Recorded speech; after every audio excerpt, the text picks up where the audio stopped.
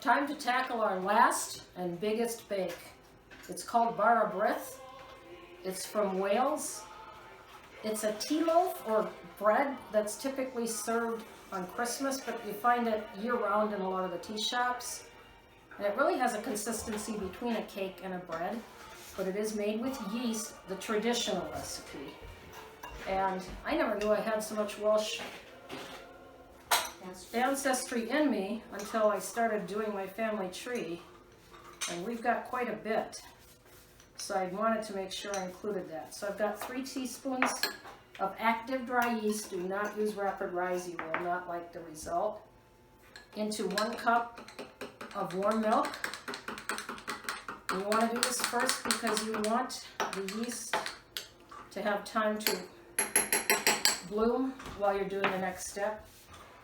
And that is the flour. I've got 3 3/4 cups of all-purpose flour. And I'm going to work in 10 tablespoons of softened butter. Okay, so 10 tablespoons of softened butter. And you're not going to mix this in heavy, you're going to actually work it in with your fingers. So my suggestion is first just toss the cubes into the flour and then start working it in. And you want to work it down until it's almost like, not quite as fine as cornmeal, but well mixed in without over mixing it.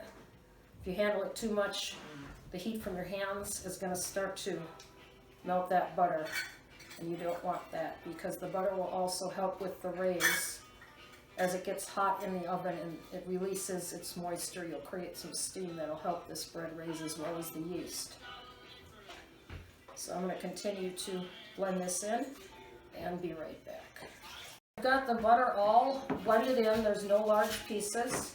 Next thing you're going to do is add your sugar. And the recipe calls for muscovado sugar, but I'm sure that wasn't around when my great Welsh grandmother was making this, so the recipe says you can alternate dark brown sugar. I've got 3/4 cup of dark brown sugar. I'm going to go ahead and mix that in. Also going to mix in what the British call mixed spice. It's similar to pumpkin pie spice, but not exactly the same. Very hard to find either in grocery stores or online unless you're going to order it from Great Britain. So I actually make my own blend. It's got some cinnamon, ginger, nutmeg, cloves, allspice. It smells delicious. And this is one that you can put in the 1 teaspoon requested by the recipe, but I actually like a little more of that flavor, so I'm going to put in 2 teaspoons of this, 2 good teaspoons, and go ahead and mix that in. And then you would add your fruit. The traditional Bara Brith has raisins, both regular and golden, currants, and candied peel. I couldn't find currants here in our small hometown, so I just went with raisins. And I made my own candied peel last night. It's very simple. Just orange and lemon zest, but you peel it off with a carrot peeler, and you're cooking it in sugar and water. And then you drain it and let it dry and toss it in some sugar, and that's all there is to it. So 2 cups of fruit. So that's going to depend on what your mixture is, but 2 cups total. And then about 1/3 cup of the candied peel. We're going to go ahead and incorporate that well. And then we're going to make a well in the middle of this. And I'm going to add my milk with the bloomed yeast and my eggs. 3 medium eggs. If you have rather large eggs, you might go with just 2. Scrambled up a bit because they'll incorporate into the flour better. So I'm going to make a well and put that in, and my milk, and work that into the dough. And you want to make sure when you put this milk in, if there's any of that yeast left at the bottom or on the sides, scrape it up. You need all that yeast because this is a large recipe. It's going to make a good amount of bread. And you can see we're just going to have to mix it in gently. Take your time. I'll be right back. I've got all the milk and eggs incorporated, but it still seems rather dry. Now you will find with eggs, a large egg doesn't necessarily mean they're all the same size. There's a range with the US government what the weight of a large egg should be. So sometimes in a recipe that's calling for eggs, you may need to add another egg or a half of one. I'm going to go ahead and add a whole egg here because this is still rather dry. And I want to make sure it's not sticky like a batter. It's going to be a dough, but I don't want it dry. So you can see right now it's still pretty dry. So I'm going to go ahead and incorporate this egg. Yeah, that's looking much better. We want to get it so it's a rather sticky dough that we can sort of form into a ball. You wouldn't want to be able to pick it up. That would be too tight then, so we want it sticky, but enough that we can shape it into a ball. And now all the dry is being picked up from the bottom. This is working out perfectly. So I'm going to shape this into a ball and cover it with some plastic. I know my ancestor probably covered it with a tea towel. And then it's going to raise, and it's got quite a long raise, 3 to 4 hours, or until it's doubled in size in the bowl. And then we'll get on to baking it.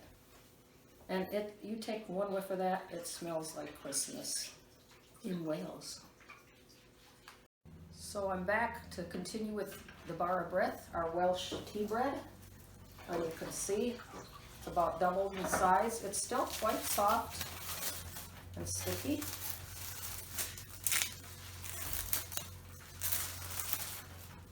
So I'm going to put it onto a floured board.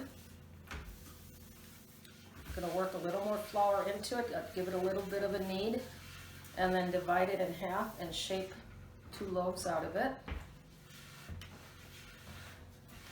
And then we're going to let it raise again for another 30 minutes. So here we go. I got it out of the bowl. I'm going to work in just a bit more flour, but not a lot, just enough to bring it up to a little more of a bread dough kind of consistency. It is quite sticky right now, and you don't have to get your hands totally messy because you can fold like this and then just sprinkle and just keep working it in. And it's getting better already. You can really smell that mixed spice. It really does smell like Christmas. And there's some of that nice candied orange and lemon peel that I made. So I'm going to continue to knead this a bit, and I'll be back to show you how to shape it. Okay, I've kneaded in probably about a 1/2 to 3/4 extra cup of flour. So it's formed into a nice ball. It is still sticky, but not overly so. And you want that stickiness. That's what gives it that texture I talked about, being a cross between a bread and a cake. And actually in Wales, some people call it a tea bread and some call it a tea cake. So I'm going to get this onto the tray, and I'm going to shape it on here. I just want to make a nice loaf. You don't want to spread it too far this way because it does spread as it bakes. So I got to be careful that I don't get them too close to each other or to the sides of the pan.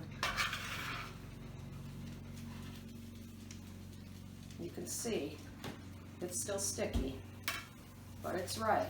And we're just going to shape that a little bit. Turn that around so I can see the other side. Yeah, this needs a little bit of flour here to help me work that to the right shape. Okay, so we've got our 2 little loaves. They will be 2 big loaves when we're done with this. I'm going to take a paring knife, and I'm going to cut 3 slits in here. Don't cut down, cut across. And what this will do, it'll allow some of the steam to come out as the bread bakes.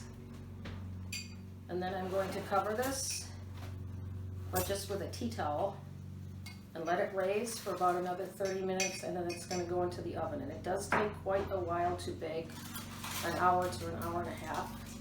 It'll take a little less with this because I split it into 2 smaller loaves. So this is gonna rest for a while. I'll bake it and then we'll see how it looks at the end. And I thought I'd give you a little background on the Bara Brith. This bread and the recipe is hundreds of years old. Tradition had it. It was created by the common folk, the farmers' wives. And they typically only baked once a week. So at the end of the week's bake, they would take whatever scraps of leftover dough they had, and they'd work in currants or raisins or whatever they could get. At that time, most commoners couldn't afford a lot of spices, so one of the traditions was to take your raisins and currants and soak them in a good strong cup of tea. That would also rehydrate the raisins and the currants, but it would bring a little extra flavor into the bread, so that's what I did with my raisins. And then as spices became more common, the farmers and their wives, they could afford to buy a few spices like cinnamon or cloves or whatever, and they started working those in as well. And that's how we have our Bara Brith today, is with both the tea and the mixed spice. There is our Bara Brith out of the oven. Let it cool for just a few minutes. Brushed it with some orange marmalade, and then I topped it with some more of the candied peel. Now I'm going to let it cool and wrap it up for tomorrow's party.